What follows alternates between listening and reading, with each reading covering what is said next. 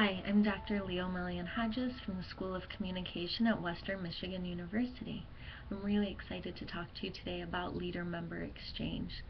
Leader-member exchange, or LMX, is a dyadic theory of leadership. It's just saying that we have a leader and he or she has relationships of varying quality with each of their members. Leader-member exchange is also what many would argue the only true leadership theory we have in communication. What is nice about leader-member exchange is that it started in the 70s, and we see that this line of literature continues to grow and expand. The reason there's so much room here is because we see that when a leader has a relationship of varying quality with each member, it has implications for the leader and his or her time and resources, and also for members. Right?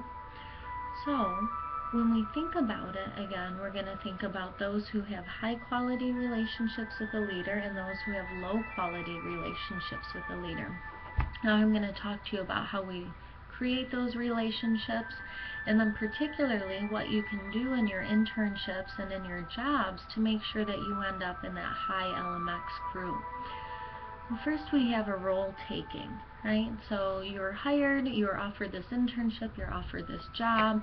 The role taking stage is getting your feet wet, right? Looking at that job description and seeing what it is you've been asked to do. That time you're kind of more in a spectator role, you're looking at your leader, you're looking at your work group members and trying to figure out what these norms are. After role taking, we move into our role making phase, and this one's really important. When you're in the role making phase, you get to decide how you want to do this job. Obviously, you're responsible for the job description you were hired to do, but do you volunteer for more? Are there other specialties, skills that you bring to the table that can make you a more preferred member of the group? After role taking and role making, we move to role routinization.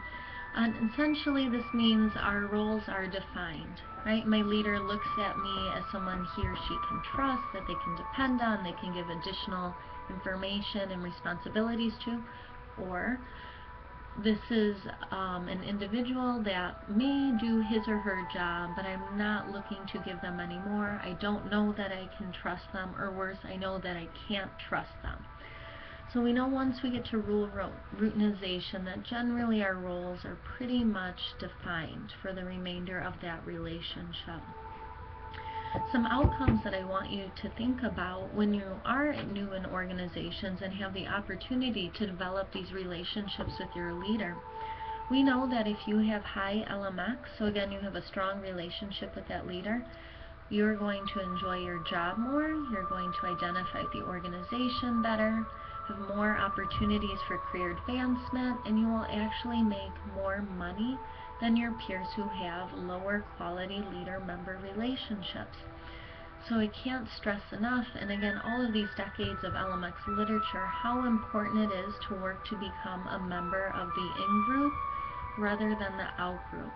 Just as the name suggests, in-group members are those who have high LMX, have good relationships with the leader, likely have more access to information and other resources, and then we have the out-group.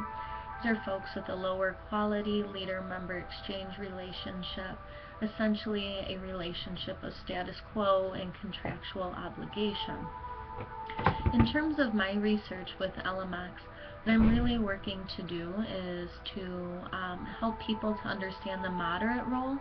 We know that we have some people who have really high quality leader-member relationships and some who have low quality leader-member relationships. But generally we have a bulk of our group who are going to have pretty moderate relationships with the leader.